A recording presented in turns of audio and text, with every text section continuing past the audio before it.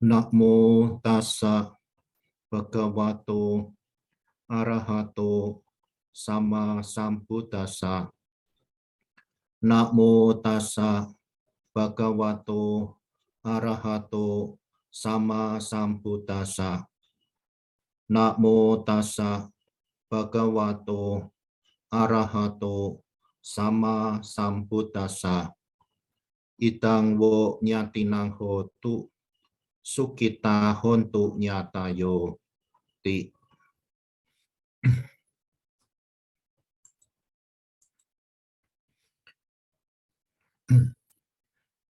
Bapak, Ibu, saudara-saudari yang hadir pada kebaktian umum hari Sabtu malam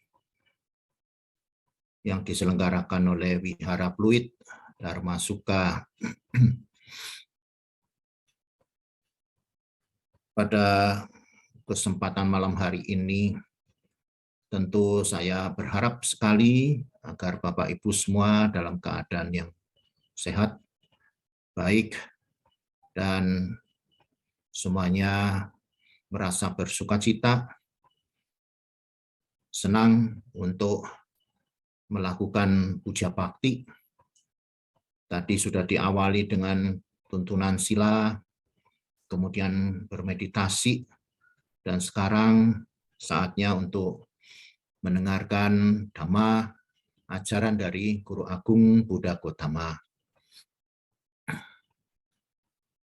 Malam hari ini saya mendapatkan tema dari panitia, penghormatan leluhur. Ya, memang tema ini sesuai ya dengan saat sekarang ini, karena saat sekarang ini adalah saat ya, banyak orang melakukan penghormatan kepada leluhur, berziarah ke makam, ya, melakukan puja patidana, pelimpahan jasa kepada para leluhur. Kalau di kalangan masyarakat Tionghoa disebut tradisi cengbeng. Kalau di kalangan masyarakat Jawa ada tradisi nyadran. Sama-sama sebenarnya melakukan penghormatan kepada leluhur yang telah meninggal dunia, dan tentu bagi kita umat Buddha, hormatan itu kita lakukan dalam bentuk patidana atau pelimpahan jasa kepada orang yang sudah meninggal dunia. Nah, Bapak Ibu, saudara-saudari sekalian, nah di sini saya akan menjelaskan lebih dulu yang namanya leluhur itu, ya. Seperti kita ketahui bersama bahwa leluhur di sini adalah ya, orang tua, kakek nenek, ya, atau sanak famili yang sudah meninggal dunia. Ya. Cuma saja biasanya kita itu kalau bicara leluhur ini hanya memahami atau hanya memikirkan bahwa yang dimaksud leluhur itu adalah leluhur dalam kehidupan saat ini, ya, sekarang. Padahal di dalam Buddhis, ya Bapak Ibu, dalam ajaran Sang Buddha mengajarkan bahwa kita ini kan sudah berulang kali mengalami kelahiran kembali. Ya. Kehidupan kita bukan cuma sekali ini saja, pada saat sekarang ini saja. Sebenarnya kehidupan kita ini yang sudah berulang kali. Sebelum kehidupan yang sekarang ini, kita sudah menjalani kehidupan juga. Dan sebelum kehidupan kita yang sekarang ini, tentu saja kita juga punya leluhur. Ya. Jadi yang namanya leluhur itu sebenarnya bukan cuma dalam kehidupan sekarang ini saja. Tapi di sini yang dimaksud juga adalah leluhur-leluhur dari kehidupan-kehidupan yang lampau, yang pernah kita jalani. Nah, jadi ini banyak sebenarnya leluhur-leluhur kita dalam kehidupan yang lampau dan kehidupan yang sekarang ini. Nah, ini. Nah, memang Bapak Ibu Saudara sekalian ya, yang namanya leluhur atau orang yang sudah meninggal dunia ini, ya, kelahiran kembalinya ini bermacam-macam, ya. Ada orang yang sudah meninggal dunia ini lahir kembali sebagai apa? Nah, ini ada yang sebagai makhluk halus, ya. Ya, makhluk halus ini macam-macam. Ada yang bahagia, ya. Itu adalah makhluk-makhluk yang kita kenal sebagai makhluk dewa dan dewi di alam surga. Ya, itu makhluk-makhluk yang hidupnya bahagia. Ya. Kemudian ada juga yang makhluk-makhluk yang hidupnya menderita, yaitu di alam-alam yang disebutkan sebagai alam, ya, makhluk peta, ya. Bahasa palingnya peta, bahasa Indonesianya makhluk setan. Kemudian ada makhluk asura, yaitu setan juga tapi badannya besar. Kemudian makhluk binatang, ya, dan juga makhluk yang lahir di alam niraya atau neraka. Jadi itu makhluk-makhluk yang menderita. Nah, kalau manusia ini bagaimana? Manusia ini makhluk yang, ya, tidak menderita atau di atasnya daripada alam-alam penderitaan, tetapi itu manusia itu ada di bawah dari alam bahagia. Jadi sebenarnya manusia ini ada di tengah-tengah antara alam bahagia, alam surga, ya, alam-alam makhluk yang ada di alam surga itu dengan makhluk-makhluk yang menderita itu. Ya, memang kita sebagai manusia itu kadang hidupnya bahagia, kadang hidupnya menderita, ya, silih berganti. Ya, kalau kita bahagia tentu kita menerima buah dari perbuatan kita yang baik, ya, sehingga kita mendapat kebahagiaan. Sedangkan kalau kita menderita, kita menerima buah atau akibat dari perbuatan buruk kita, sehingga kita itu menjadi menderita. Inilah kehidupan manusia. Sebenarnya makhluk-makhluk yang, ya, terlahir kembali itu juga semua menerima buah dari perbuatan masing-masing. Ya, tentu kalau banyak berbuat kebaikan, ya, akan terlahir kembali di alam yang bahagia. Sebaliknya kalau banyak berbuat hal-hal yang buruk-buruk, hal yang jahat, akan lahir kembali di alam yang menderita. Jadi, ya, kelahiran di alam-alam kehidupan ini ya tergantung dari perbuatan kita, ya, tingkah laku kita. Bagaimana tingkah laku kita ini? Kalau baik, ya, kita akan mendapatkan kelahiran yang membahagiakan. Kalau tingkah laku kita banyak hal-hal yang buruk, ya, kita akan mendapatkan kelahiran kembali yang menderita. Nah, Bapak Ibu, Saudara sekalian, nah sekarang, ya, kepada makhluk-makhluk yang hidupnya sudah bahagia, ya, misalnya sebagai makhluk dewa, ya, atau dewi, ya, tentu di sana hidupnya sudah bahagia, mungkin lebih bahagia daripada hidup kita sebagai manusia. Ya. Jadi kepada makhluk-makhluk yang sudah berbahagia itu, ya, kita paling hanya menghormat begitu saja, ya, tidak bisa melakukan hal yang lain. Tetapi kepada makhluk-makhluk yang menderita, ya Bapak Ibu, kita bisa melakukan hal yang lain, yaitu berbuat baik kepada makhluk-makhluk yang menderita. Terutama sekali adalah makhluk-makhluk yang lahir kembali sebagai makhluk peta, makhluk setan ataupun asura. Ya, itu, ya, kita bisa melakukan kebajikan sebenarnya, ya, kepada mereka yang hidupnya menderita itu. Ya, kepada makhluk binatang bagaimana Pak? Ya bisa, kita juga bisa berbuat baik pada binatang dengan memberikan makanan misalnya kepada binatang, ya bisa juga kita berbuat baik kepada binatang, ya. Merawat binatang itu juga kita berbuat baik kepada binatang, begitu. Nah, jadi Bapak Ibu Saudara sekalian, di sini hubungan kita, terutama hubungan dari anak, ya, dengan orang tuanya yang sudah meninggal dunia, itu sebenarnya, ya, masih ada, ya. Tidak lalu kalau orang tua sudah meninggal dunia terus hilang begitu saja, ya. Nah, orang tua yang meninggal dunia ini misalnya entah dia lahir sebagai makhluk apa yang bahagia atau makhluk yang menderita, masih juga dia mempunyai hubungan, ya, dengan kita. Ya, maksudnya apa? Ya, biasanya itu, ya, mereka itu tetap mempunyai semacam kedekatan dengan kita yang ditinggalkan ini. Nah, Bapak Ibu Saudara sekalian, kemudian sekarang bagaimana dengan penghormatan kita kepada para leluhur itu? Ya. Ya, kalau di dalam Buddhis itu Bapak Ibu bisa kembali kepada ajaran Sang Buddha bahwa yang namanya puja, penghormatan itu ada dua macam ya. Ada puja yang berupa amisa. Amisa itu artinya persembahan. Ya, barang-barang persembahan. Jadi kalau Bapak Ibu memberikan persembahan dalam bentuk barang yaitu sebagai wujud penghormatan, itu amisa puja begitu. Ya, misalnya kalau kepada Sang Buddha, pada Dhammasangga memberikan bunga, dupa, lilin ya, itu sebagai wujud penghormatan. Ya, itu dalam bentuk amisa puja, bentuk barang-barang. Nah, kepada leluhur yang sudah meninggal dunia juga bisa dilakukan yang namanya amisa puja itu dalam bentuk barang-barang itu. Ya, sehingga biasanya ya anak yang ini ditinggal oleh orang tuanya sudah meninggal dunia, lalu anak ini melakukan penghormatan dengan mempersembahkan barang-barang pada orang tuanya. Ya, misal ya ada lilin, ada bunga, ada dupa ya kepada orang tua.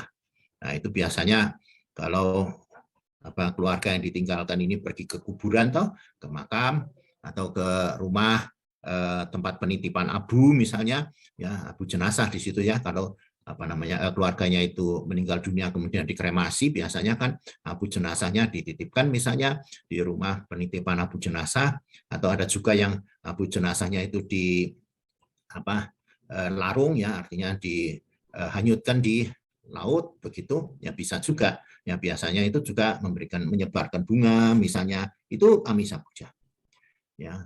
Kalau pergi ke tempat rumah penitipan abu kemudian pasang bunga, pasang dupa, pasang lilin, ya itu juga amisa puja ya, penghormatan dalam bentuk barang-barang materi ya. Kadang-kadang ada umat juga yang mempersembahkan makanan ya, makanan kepada leluhur yang sudah meninggal dunia ya, mempersembahkan makanan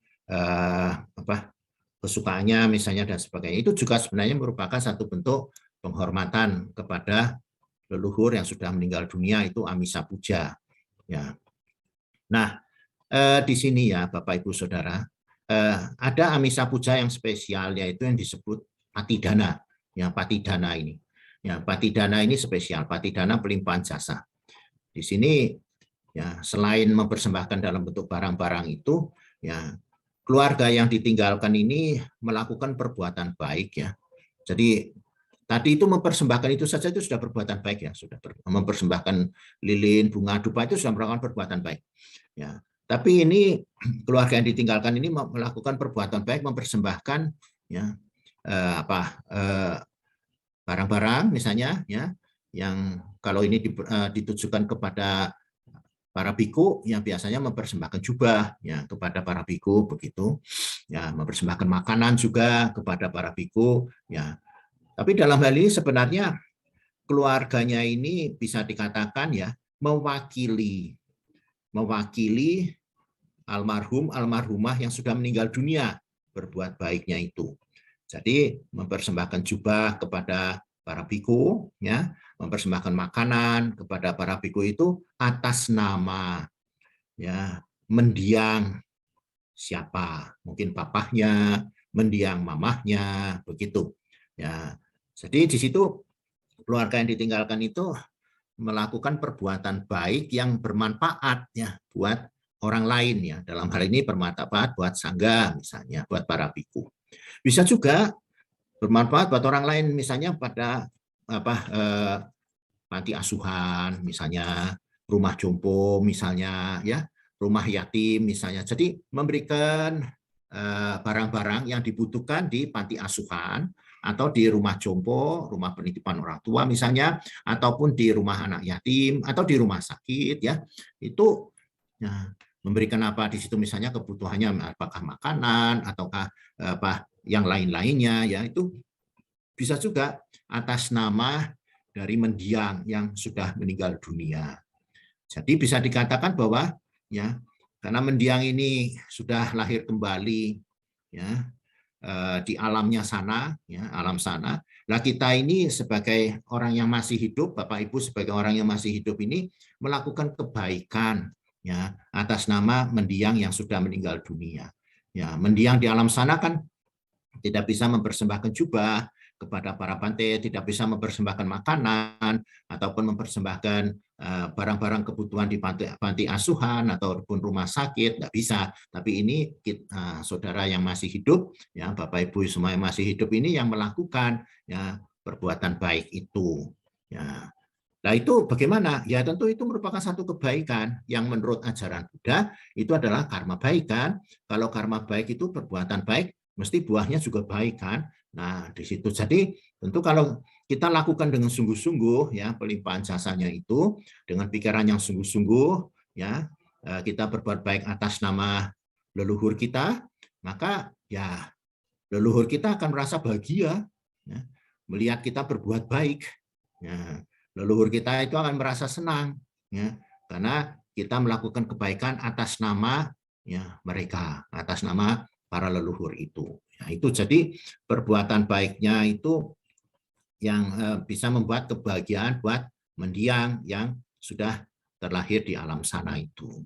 Itu disebut patidana ya pelimpahan jasa. Nah ini memang ini di sini perlu dengan kesungguhan hati, kesungguhan pikiran ya melakukannya itu, bukan asal-asalan saja. Ya betul-betul ya dipikirkan, direnungkan bahwa saya mempersembahkan jubah misalnya atas nama mendiang papa atau mendiang mama ya. Ya semoga papa mama bahagia di alam sana. Begitu. Ya, jadi kalau papa mamahnya itu terlahir di sebagai makhluk halus, ya melihat anaknya berbuat baik seperti itu, dia pasti akan bahagia. Ya, melihat anaknya melakukan kebajikan itu. Nah, itu yang disebut patidana ya, Bapak Ibu Saudara sekalian. Dan itu biasanya dilakukan oleh umat Buddha untuk memberikan penghormatan kepada para leluhur. Nah, itu juga sebenarnya anjuran daripada Guru Agung Buddha Gautama. Di dalam khotbah beliau yang disebut Sigalowada Sutta, yaitu kewajiban dari seorang anak pada orang tuanya atau leluhurnya yang sudah tidak ada, sudah meninggal dunia. Jadi di situ anak itu tidak atau jangan sampai melupakan ya, jasa dari orang tuanya itu, jasa dari leluhur-leluhurnya itu. Ya. Lalu bagaimana tidak melupakannya itu? Ya dengan cara melakukan pelimpahan jasa atau patidana itu. Jadi ya anaknya itu berbuat baik atas nama dari orang tua yang sudah meninggal dunia itu. Ya, dengan harapan supaya orang tuanya bahagia di alam sana. Ya. Apakah bisa Bante betul membahagiakan? Ya bisa saja kalau memang dilakukan dengan sungguh-sungguh dan tentu ya kembali kepada yang namanya karma ya. Ya jadi kalau orang tuanya punya karma baik juga yang cukup, pasti dia akan bahagia. Gitu. Ya. Nah, kemudian nah itu. Nah, patidana ini sebenarnya mengandung unsur ini balas jasa. Ini ajaran yang penting di dalam patidana. Jadi di situ sebagai anak itu tidak boleh melupakan jasa-jasa dari orang tuanya. Ya, di dalam ajaran Sang Buddha ada yang disebut sebagai kata nyuk, kata wedi. Nah, tahu, berterima kasih dan mau membalas jasa. Jadi di sana ya patidana ini sebenarnya mengandung unsur itu, berterima kasih pada orang tua yang sudah membesarkan anak-anak, mendidik anak-anak ya, menjadikan anak-anaknya menjadi seperti sekarang dan membalas jasa baik daripada orang tuanya itu. Nah, jadi di sini juga ada unsur bakti ya, baktinya anak pada orang tua. Ya, jadi di situ menunjukkan bagaimana seorang anak tidak melupakan ya jasa-jasa dari orang tua. Nah, biasanya ya anak yang seperti itu adalah anak yang rendah hati. Ya, kalau anak yang sudah tinggi hati, ya sombong, itu seringkali melupakan jasa orang tua. Ya, padahal dia bisanya sukses, dia bisanya jaya itu ya tidak terlepas dari jasa orang tua, tapi seringkali dia merasa bahwa kesuksesan kejayaannya itu adalah jerih payahnya dia sendiri, jerih payah si anak sendiri. Nah, inilah kesombongannya yang membuat orang menjadi lupa sama jasa baik dari orang tuanya. Begitu. Nah, inilah yang jadi di dalam yang namanya kita itu melakukan patidana itu, di situ juga mengandung ya ajaran sebagai anak itu tidak melupakan jasa pada orang tuanya, ya, jangan sombong, jangan tinggi hati, jangan merasa hebat ya tanpa orang tua. Padahal ya kenyataannya ya dia menjadi seperti sekarang itu juga karena orang tuanya. Ya, jadi biar bagaimanapun juga harus menghargai orang tuanya ya. Ya meskipun ambil contoh ada anak yang menganggap orang tuanya itu tidak berbuat apa-apa pada dirinya, tapi itu saya kira ya keliru. Lah wong anak itu dilahirkan kan ya karena ya jasanya ibu toh dan jasanya bapak juga. Jadi tidak bisa dikatakan tidak berbuat apa-apa. Ya melahirkan anak itu juga ibu bertaruh nyawa. Kadang-kadang ada juga yang seorang ibu yang tidak kuat ya melahirkan anaknya sampai meninggal dunia. Nah, disitulah ya bahwa jasa ibu itu besar sekali ya buat anak-anaknya, sehingga ya biar bagaimanapun juga ya ibu ini tetap berjasa ya, meskipun misalnya ibunya tidak memperhatikan atau mungkin alasan-alasan yang lain ya, tapi tetap saja sebenarnya ya ibu itu punya andil ya, punya jasa yang besar dalam kehidupan seseorang ya, termasuk dalam hal ini adalah ayah. Nah, Bapak Ibu Saudara sekalian, itu tadi yang namanya pelimpahan jasa ya, patidana. Itu ada sutanya ya, ada khotbah yang menjelaskan tentang pelimpahan jasa itu, namanya Tirokuda Sutta. Biasanya kalau umat Buddha melakukan upacara patidana, pelimpahan jasa, itu akan membacakan Tirokuda Sutta. Dan memang kalau di ajaran Sang Buddha, pelimpahan jasa ini bisa dilakukan setiap saat ya, tidak pada hari-hari tertentu ya, bukan pada hari-hari tertentu saja ya kita melakukan patidana. Setiap saat bisa melakukan patidana. Maksudnya apa? Setiap saat kita sudah berbuat baik ya, setiap saat kita sudah berbuat baik, kita bisa melakukan pelimpahan jasa ya. Ambil contoh ini, setelah Bapak Ibu semua sudah mendengarkan dhamma, melakukan puja bakti ini kan berbuat baik ya. Nah, setelah selesai ini bisa melakukan pelimpahan jasa ya, bisa merenungkan ya dalam pikiran masing-masing ya, semoga apa yang sudah kita lakukan ini ya, mendengarkan dhamma, bermeditasi, mendapatkan tuntunan sila yang baik ini, yang baru ini ya, bisa membahagiakan para leluhur ya, mungkin mendiang orang tua, kakek nenek ya, leluhur kehidupan sekarang, kehidupan yang lampau-lampau, bisa ikut juga berbahagia. Begitu. Nah, jadi kalau di dalam Buddhis, patidana ini bisa dilakukan setiap saat setelah kita melakukan perbuatan baik ya gitu. Nah, di dalam Tirokuda Sutta di sini ya, itu dijelaskan bahwa sebenarnya memang ya para mendiang ini ya datang ke rumah mereka masing-masing, berdiri di luar dinding rumah, di perempatan jalan, di pertigaan jalan, dan di dekat daun pintu. Nah, dari sini para mendiang itu ya akan kembali sebenarnya ke rumah di mana dulu pernah dia tinggal, terutama sekali ya dia suka ya tempat itu ya, jadi dia kembali ke tempat yang dia sukain itu, ya lalu berdiri di situ. Dan itu para mendiang itu tentu mengharapkan perhatian dari sanak keluarga yang ditinggalkan ini. Nah, di sini disebutkan bahwa ya para penyokong memberikan minuman, makanan yang bersih, lembut, dengan bertekad demikian. Ya, semoga pemberian ini melimpah pada sanak keluarga yang telah meninggal. Semoga mereka berbahagia. Nah, jadi sanak keluarga ini ya melakukan itu pelimpahan jasa, memberikan makanan kepada mereka ya dalam bentuk sembahyang misalnya ya, terus kemudian dalam puja ya, amisa puja kepada orang tuanya itu ya, dengan harapan itu tadi dalam bahasa Pali ya, idangwo nyatinang hotu sukita hontu nyatayo, semoga pemberian ini melimpah pada sanak keluarga yang sudah meninggal dunia.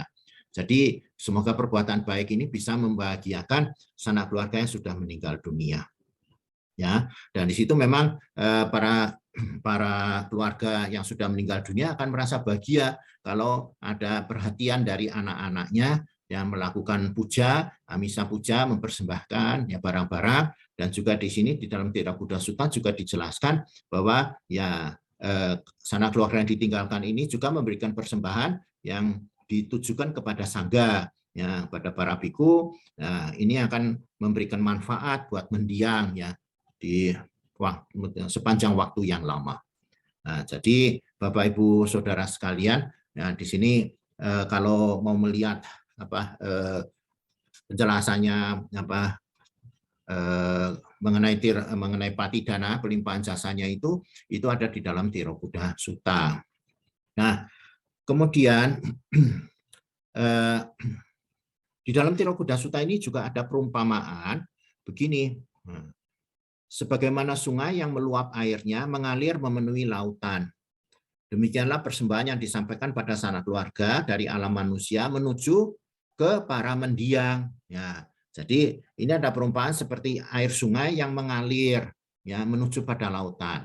Nah, ini biasanya umat Buddha itu menggunakan simbol itu loh Bapak Ibu, tuang air. Nah, kadang-kadang kan Bapak Ibu mungkin pernah lihat ya umat Buddha atau Bapak Ibu sendiri melakukan ya penuangan air dari gelas yang isi ke gelas yang kosong. Sebenarnya itu ambil dari sini, dari Tirokuda Sutta ini, bahwa di sini dijelaskan ya seperti air yang dituang dari gelas yang isi ke gelas yang kosong, itu artinya ya persembahan yang dilakukan oleh sanak keluarga dari alam manusia ini dialirkan atau dituang kepada para mendiang yang sudah meninggal dunia. Itu hanya sebagai simbol saja, ya simbol supaya ya pikiran kita itu betul-betul melakukan apa yang disebut sebagai pelimpahan jasa itu, ya membagi jasa baik kepada para leluhur yang sudah meninggal dunia. Kemudian yang bagian yang terakhir yang dalam penghormatan itu tadi saya sudah menjelaskan mengenai Amisa Puja, itu macam yang pertama. Macam yang kedua adalah Pati-Pati Puja. Nah, Pati-Pati Puja itu adalah penghormatan dalam bentuk tingkah laku, ya dalam bentuk kelakuan. Ya. Jadi di sini yang dimaksud itu apa? Yang dimaksud adalah bagaimana sebagai anak misalnya yang memenuhi ya pesan dari orang tuanya misalnya, yang patuh pada nasihat orang tuanya, ya, yang mengikuti petunjuk-petunjuk dari orang tuanya misalnya. Itu yang disebut sebagai Pati-Pati Puja. Jadi di situ penghormatannya itu dalam bentuk ya bagaimana seseorang itu mau melaksanakan ya, atau mau mengikuti, menghargai, menghormati, menuruti apa yang dimauin orang tua, yang dikehendakin orang tua. Nah, ini disebut sebagai Pati-Pati Puja. Nah, di situ tentu saja ya di sini kan sebagai seorang anak bisa saja berunding dengan orang tua, bisa saja bersama-sama membicarakan hal-hal yang penting dengan orang tua, kemudian ya dia mengikuti apa petunjuk daripada orang tuanya itu. Nah, ini yang membuat seorang anak itu menghormat pada orang tuanya, ya. Nah, sebaliknya kalau orang tidak mau ngikutin nasihat atau petunjuk dari orang tuanya, ya dia akan seringkali ya mendapatkan masalah ya dalam kehidupannya karena dia sendiri melakukan hal-hal yang salah, hal yang keliru, yang tidak sesuai ya dengan apa yang dikehendaki oleh orang tuanya itu. Nah, jadi di sini memang yang disebut sebagai Pati-Pati Puja ini ya lebih bercorak pada bagaimana hubungan anak orang tua itu harmonis nantinya. Ya, jadi antara anak dan orang tua itu ada saling menghormati, saling menghargai ya. Jadi di sini orang tuanya itu bisa memberikan petunjuk-petunjuk, nasihat-nasihat yang baik ya, dan kemudian anak-anaknya itu bisa mengikuti nasihat itu. Atau kalaupun tidak memberi petunjuk, biasanya memberi contoh, teladan ya.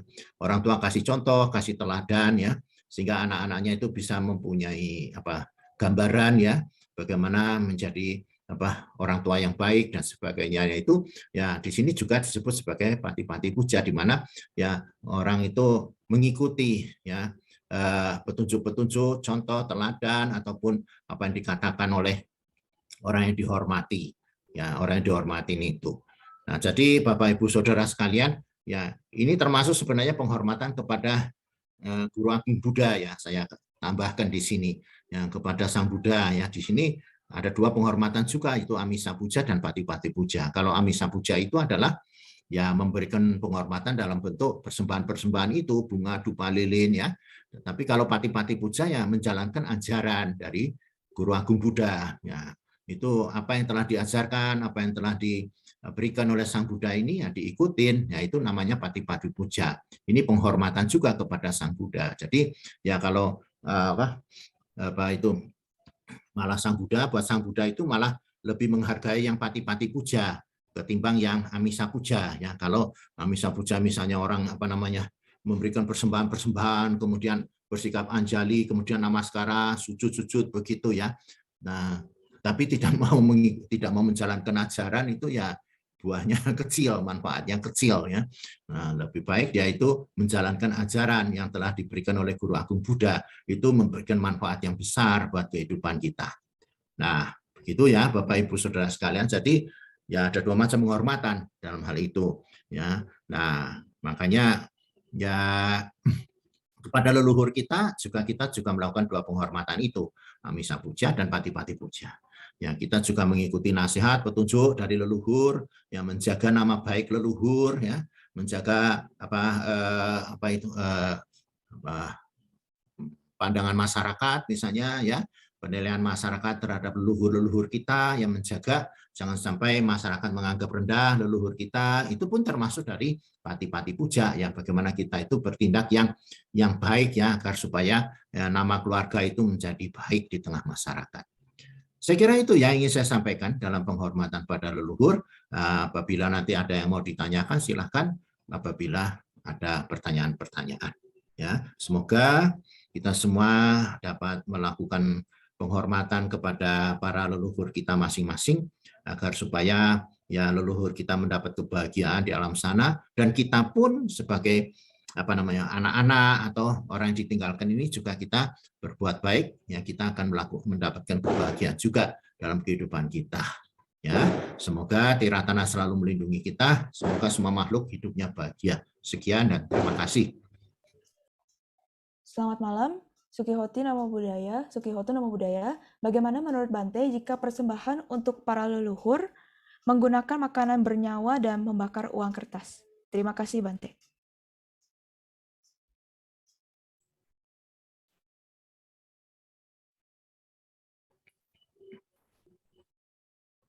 Iya, langsung saya jawab ya. Iya, Bante. Boleh langsung dijawab. Ini masalah persembahan pada leluhur ya. Itu kalau makanan tentu saja jangan sampai ya makanan-makanan yang hasil pembunuhan ya.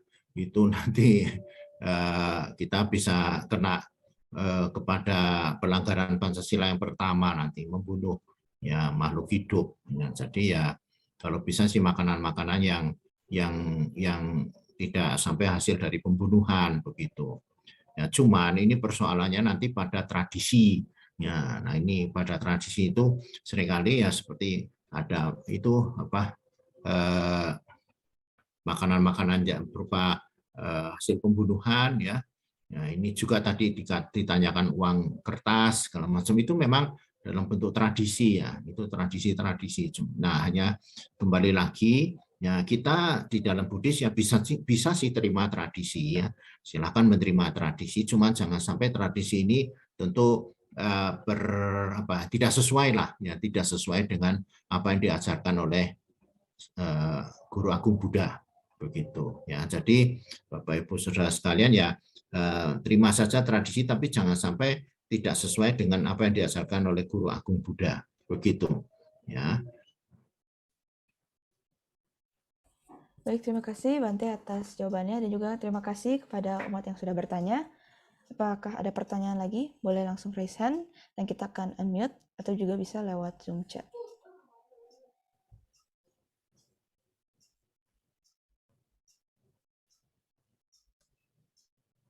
Baik, karena sepertinya belum ada, saya izin bertanya terlebih dahulu ya Bante.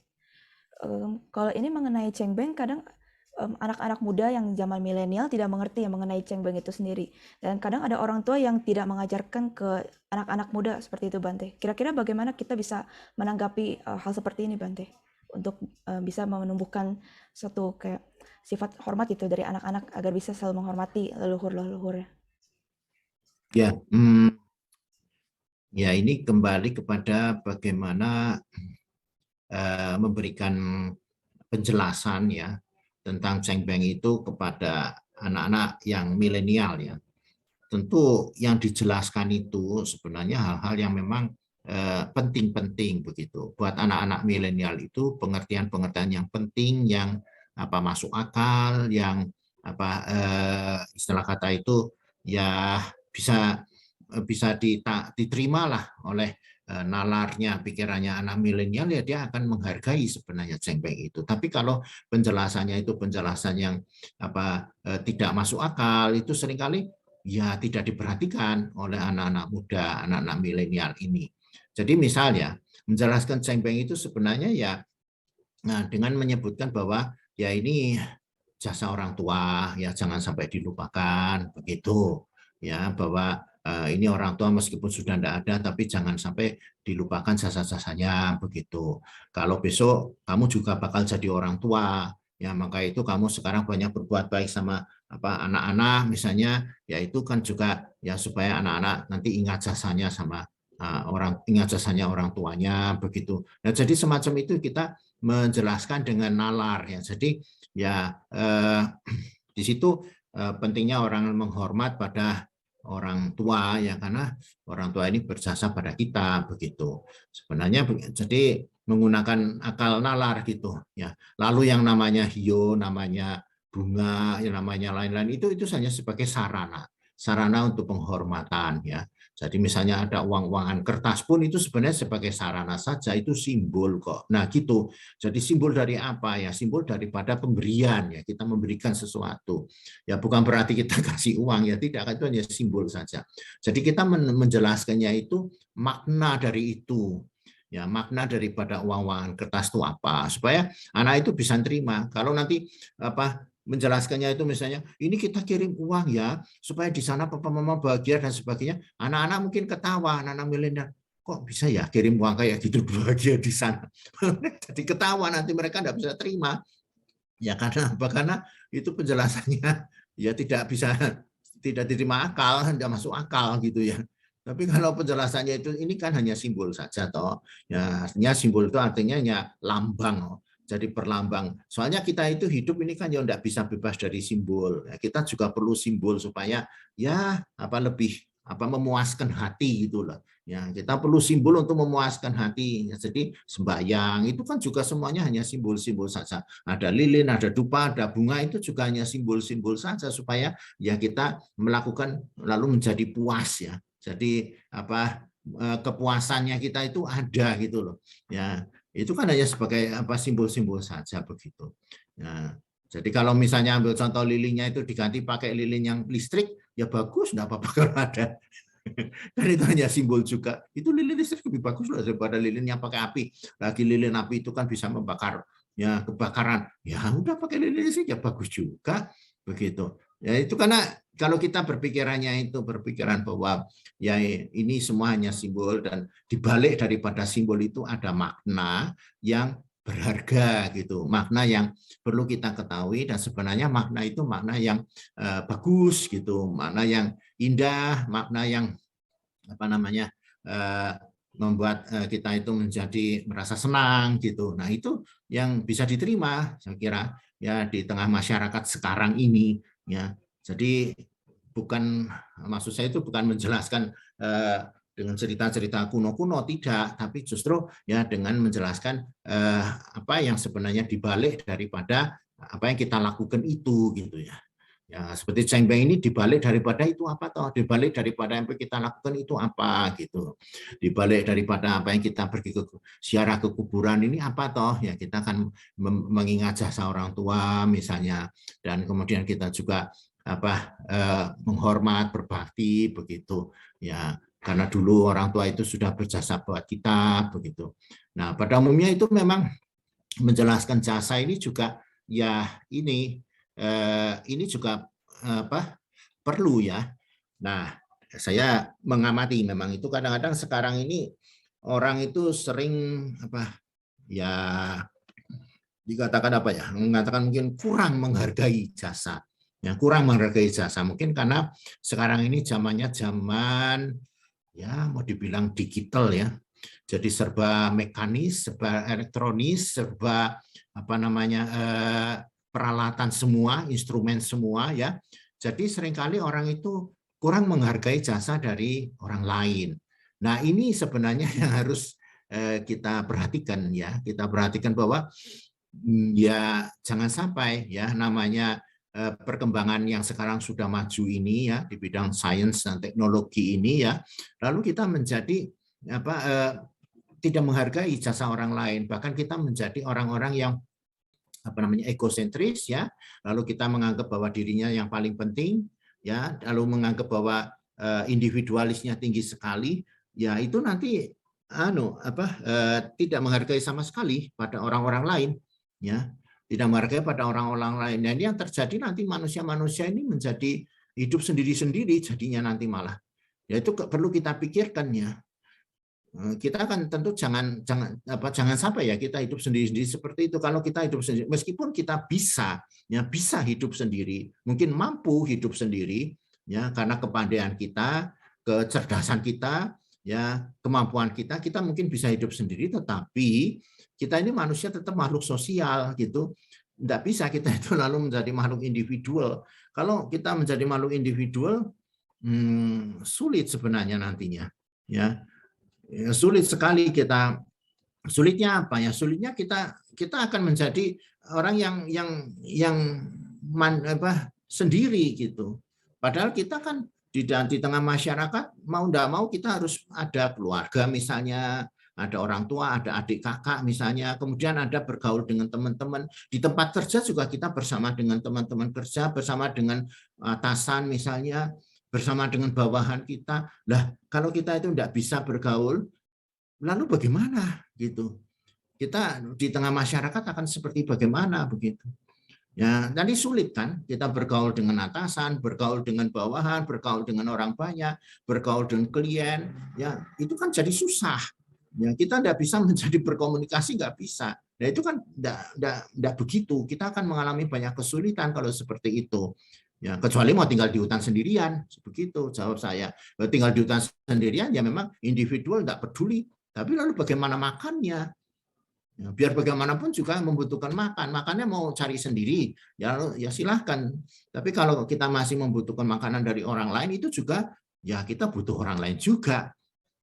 Jadi sebenarnya ya itu tadi saya menggambarkan bagaimana kehidupan individual yang akan menjadikan kita itu menjadi kesulitan, ya. Nah, lalu bagaimana baiknya? Memang kita kembali pada kehidupan sosial. Nah, kehidupan sosial itu di mana hubungan kita dengan sesama kita dengan orang tua, dengan kakak adik, kan itu masih harus ada kejalinannya, ada terjalin. Kalau tidak ada jalinannya yang apik, ya, yang baik, ya nanti akan timbul kesulitan, permasalahan lagi. Nah, jadi di sini kan sebenarnya yang disebut sebagai penghargaan terhadap jasa orang lain itu kan sebenarnya hanya membangun, ya, hubungan-hubungan yang baik, gitu, yang apik, yang baik antara person to person, ya, antara orang per orang, begitu. Sehingga terjalin hubungan person to personnya itu, relasinya itu menjadi baik, begitu. Jadi di sini yang kembali pada urusan jasa, ya, bagaimana anak menghormati orang tua, ya, melihat jasa itu sebenarnya anak dididik untuk menghargai jasa orang lain juga, ya. Jasa bukan cuma jasa pada orang tua, jasa daripada teman-teman, jasa daripada atasan, atau jasa dari majikan, atau jasa dari bosnya, atau jasa dari orang-orang yang berjasa. Nah, inilah yang sebenarnya membuat yang namanya kehidupan kita itu menjadi ya saling menghidupin, gitu, ya. Jadi sama-sama mau hidup, sama-sama bisa menjalani kehidupan seperti itu. Ya, jadi kehidupan kita itu ya sama-sama hidup. Nah, lalu itu sesuai dengan apa yang Sang Buddha katakan, semoga semua makhluk hidup berbahagia. Sabbe satta bhavantu sukhitata. Yang bahagia bukan cuma dirinya sendiri, tapi juga orang-orang lain, makhluk-makhluk lain. Begitu sebenarnya. Jadi ini menjelaskan tentang jasa itu, ya, membuat hubungan sosial sebenarnya, ya, menumbuhkan hubungan relasi sosial di tengah-tengah masyarakat sebenarnya, ya, begitu kira-kira. Ya, moga-moga bisa dipahami. Baik, Bante. Terima kasih, Bante, atas jawabannya yang luar biasa. Apakah ada Bapak, Ibu, dan teman-teman yang ingin bertanya secara langsung? Karena sepertinya belum ada, saya bacakan dari Zoom chat terlebih dahulu, ya, Bante. Namo Wadami Bante buat kebajikan bacaan Udi sana di tanah gata sambil curah air kecawan. Betul seorang tiada kebajikan jasa sendiri tak layak sebab tiada pun sebab jasa makhluk tak terima sampai dan curah air kecawan hanya kecuali seorang suci layak sebab pun banyak betul atau tidak, harap Bante beri penjelasan isu. Terima kasih. Namo Wadami Bante. Bagaimana yang dimaksud? Saya enggak. Saya coba ulang ya, Bante. Iya, ya, Buat pelan-pelan aja. buat kebajikan bacaan Udisana Ditana Gata sambil curah air kecawan, betul seorang tiada kebajikan jasa sendiri tak layak sebab tiada pun sebab jasa makhluk tak terima sampai dana curah air kecawan hanya kecuali seorang suci layak sebab pun banyak betul atau tidak harap Bante. Beri penjelasan isu. Terima kasih. Nama Wandami Bante. Nggak paham saya. Eh, Mungkin dari Mungkin yang dimaksud menurut Marvella itu apa? sebentar Bante. Mungkin dari Bapak Lim Tuan boleh tanyakan secara langsung, boleh open mic. Pertanyaan dari Bapak Lim Tuan, apakah bisa open mic dan bisa tanyakan secara langsung?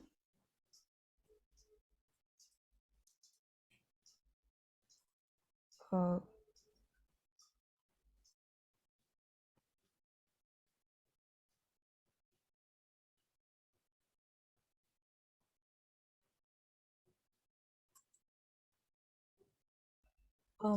mungkin kita bisa Maksudnya itu kan tuang air toh ya itu yang ditanyakan topiknya. ya mungkin dari apa makna dari parita itu sendiri ya Bante? Dari Tuang air itu nah ini ambil dari Tirokuda sebenarnya. Yata wariwaha pura paripurentisa garang itu ewa mewa itu tinang petanang upakapati. Nah, itu jadi dari sini dari apa Tirokuda Sutta itu bahwa seperti air yang meluap ya mengalir ke lautan. Ya, demikian juga persembahan yang disampaikan oleh sanak keluarga ya kepada para mendiang begitu. Jadi di situ itu air itu juga simbol kok sebenarnya. Lah mau pakai air, apakah harus pakai air? Ya tidak. Tidak. Kalau enggak pakai air bagaimana Bante? Ya enggak apa-apa. Gitu. Kalau enggak pakai tuang air, enggak apa-apa. Itu kan ya simbol. Simbol-simbol ini kan memang diperlukan buat orang-orang ya tertentu. Ada orang yang sebenarnya sudah paham, sudah mengerti, enggak usah lah, enggak usah pakai simbol, juga enggak apa-apa. Orang itu kan ya hanya apa sesuai dengan kebutuhan, sesuai dengan apa yang diperlukan oleh orangnya itu saja. Jadi di sini tuang air pun itu sebenarnya juga ya simbol ya daripada pelimpahan jasa itu. Ya, gitu. Ya kalau sudah dipahami maknanya, ya enggak tuang air enggak apa-apa, langsung aja dalam pikiran kita bagi jasa, kita mikirkan bahwa semoga semua kebaikan yang sudah kita lakukan membahagiakan leluhur yang sudah meninggal dunia. Itu. baik, terima kasih Bante Ya, atas makasih. jawabannya. Sama-sama. Semoga bisa menjawab pertanyaan dari Ya. Bapak Lim Tuan. Mungkin kita bisa lanjut ke pertanyaan berikutnya ya Bante. Oke, dari Zoom chat, Sotihotu dan selamat malam Bante. Apabila kita melakukan kebaikan atas nama leluhur orang tua seperti berdana, apabila orang sudah lahir bahagia, perbuatan baik bisa diterima orang tua kita di alam sana atau tidak Bante? Tidak, kalau orangnya sudah lahir di alam yang bahagia, ya kemudian yang meninggal sudah di alam yang bahagia, misalnya di alam dewa, itu kita nggak bisa itu pelimpahan jasanya itu, karena mereka sudah berbahagia. Maka kadang-kadang alam dewa itu lebih bahagia daripada kita manusia, begitu. Ya, tapi ya, bukan berarti sia-sia apa yang kita lakukan itu. Ya, karena itu tadi saya katakan leluhur kita itu kan banyak, bukan cuma leluhur pada kehidupan sekarang ini saja. Kehidupan-kehidupan yang lampau juga sangat banyak sekali, dan mereka juga banyak yang menderita juga. Jadi ya itu bisa diberikan pada leluhur-leluhur yang lainnya juga. Ya, kalaupun misalnya ini misal leluhur kita semuanya sudah bahagia misalnya itu ya itu yang kita lakukan itu sebenarnya bukannya sia-sia, tetap ada gunanya buat apa? Buat dirinya sendiri. Ya kebaikannya itu nanti akan jatuh pada dirinya dia sendiri. Jadi kebaikannya itu akan melimpah pada dirinya dia sendiri. Pada diri si pelaku perbuatan baik itu. Baik, terima kasih Bante dan terima kasih juga yang sama-sama. sudah bertanya sebelumnya. Untuk berikutnya ada pertanyaan lagi ya Bante dari Zoom chat. Selamat malam Bante Wandami. Ketika patidana, apabila kita tidak bisa mengingat semua leluhur-leluhur kita, baiknya seperti apa Bante? kita paling hanya dapat mengingat leluhur yang dekat saja seperti orang tua. Terima kasih Bante. Nggak apa-apa. Nggak apa-apa kita nggak mengingat pada leluhur yang lampau-lampau, ya nggak apa-apa. Yang penting kan itu sebenarnya kita tidak mengingat mereka, tapi leluhur-leluhur itu yang tahu bahwa ini yang melakukan patidana ini ya cucunya mungkin, ya atau apanya sana, itu leluhur-leluhur itu yang tahu. Kalau kitanya malah mungkin nggak tahu satu persatu dari kakek nenek dan segala macam, itu nggak tahu. Ya, tapi leluhur itu sendiri yang tahu kalau ini adalah sana keturunannya, begitu. Nggak masalah kok itu. Jadi kita nyebut saja yang kita tahu dan leluhur-leluhur yang lain gitu. Dan mendiang ya leluhur kita, kehidupan sekarang maupun kehidupan yang lampau, seperti itu. Baik Bante, terima kasih atas Ya, jawabannya dan masih. terima kasih juga atas Bapak Ibu yang sudah bertanya. Kita masih ada satu pertanyaan lagi Bante di Zoom Ya, chat. silakan. Selamat malam Bante, Sotihotu nama budaya Bante. Izin bertanya mengenai budaya menempatkan altar leluhur di rumah, lengkap dengan abu dan foto. Apakah wajib sebagai orang tua memberi pesan kepada anak untuk membangun altar sembahyang seperti itu di rumah untuk kita sesudah meninggal kelak sebagai bentuk penghormatan, dan kelak anak pun mengajarkan hal yang sama pada anaknya untuk pelestarian budaya penghormatan altar leluhur di rumah? Terima kasih Bante. Ya, itu nanti kita pertimbangkan saja, ya dipikir lagi. Memang kalau memang itu perlu ya dibuat begitu. Jadi ya altarnya dibikin sendiri, ditempatkan sendiri. Itu memang kalau memang diperlukan dalam hal ini supaya ya keturunannya itu tidak sampai lupa pada leluhur-leluhur yang dulu, dan itu bisa saja dilakukan. Memang ada tempatnya, ada diperlukan untuk itu. Ya itu sebagai tradisi, sebenarnya tidak masalah sih buat kita umat Buddha. Ya kemudian ya tentu di situ sama seperti kita membuat altar Sang Buddha. Ya, altar Sang Buddha yaitu kita tempatkan di tempat tertentu juga, ya tidak masalah juga itu dibikinkan altar Sang Buddha sendiri, altar leluhur sendiri. Nah, cuman kalau kita sudah bikin altar leluhur, tentu ya dipelihara, dijaga, dirawat, maksud saya. Jangan sampai altar leluhur itu dibiarkan gak karuan gitu, kotor, lalu menjadi tempatnya kotor sekali, itu seperti tidak menghargai ya. Jadi ya tetap harus dirawat, dibersihkan, ya lalu pada hari-hari tertentu mungkin disembayangin, atau setiap pagi atau malam dikasih hiu, dan itu tentu harus dirawat ya. Jadi di situ betul-betul kita itu menghormati leluhur kita semacam itu ya. Jadi tidak lalu altarnya dibikin kotor gitulah ya. Ya enggak seperti itu, nanti itu tidak menghargai, tidak menghormati leluhur kita. Ya seperti itu. Saya kadang mengamati ada umat punya altar leluhur, lah kok malah ya mejanya itu buat tempat naruh macam-macam gitu. Belakangnya ada itu papan namanya itu. Lah kemudian depannya tempat macam-macam. Wah, lah kok ini begini, saya pikir ini kan tidak menghargai ya. Kasih taruh barang macam-macam ditaruh di situ. Sebenarnya altar itu ya dirawat, dibersihkan mestinya ya, supaya ya membersihkan itu saja itu membuat leluhur kita itu menjadi senang, amisa puja ya. Lalu kita melihat kok bersih, bagus ya, dia akan senang, dan leluhur kita merasa bahagia itu tentu akan membuat kita juga. Oh ya, tadi saya perlu sampaikan di dalam Tiro Buddha itu sebenarnya juga para leluhur kita itu kalau mendapatkan kebahagiaan dari kita, dia juga akan mengharapkan kebahagiaan buat kita. Jadi para leluhur itu juga ya ingin balas kebaikan kita gitu. Jadi para leluhur itu juga mengharapkan baik kita itu menjadi bahagia juga. Nah, di situ sehingga kadang-kala bisa jadi kalau leluhurnya itu mempunyai kekuatan-kekuatan ya yang tidak tampak, dia bisa membantu kita juga begitu. Ya, di dalam kesulitan kita dan masalah kita, bisa jadi kita mendapatkan bantuan dari leluhur-leluhur kita itu yang sudah meninggal dunia, karena ingin sama-sama berbuat baik begitu. Ya, kitanya berbuat baik pada leluhur, leluhurnya juga ingin berbuat baik pada kita. Ya, begitu. Nah, itu malah bagus kalau seperti itu. Jadi jalinannya itu hubungan kebajikan antara satu sama lain gitu. Sama-sama ingin membahagiakan satu sama lain. Ya, jadi ya istilah semoga semua makhluk berbahagia itu pas tepat itu di situ ya, sama-sama mendapatkan kebahagiaan. Ya, kita yang hidup mendapat kebahagiaan dari yang meninggal dunia, yang meninggal dunia mendapat kebahagiaan dari kita ini. Nah, gitu ya. Baik. Baik, terima kasih Ya, Bante makasih atas sama-sama. jawabannya. Jadi yang penting kita harus selalu menghormati leluhur kita ya Bante ya. Ya, Jangan baik. lupa untuk mengingat jasa-jasa kebaikan mereka ya. Nah, Oke.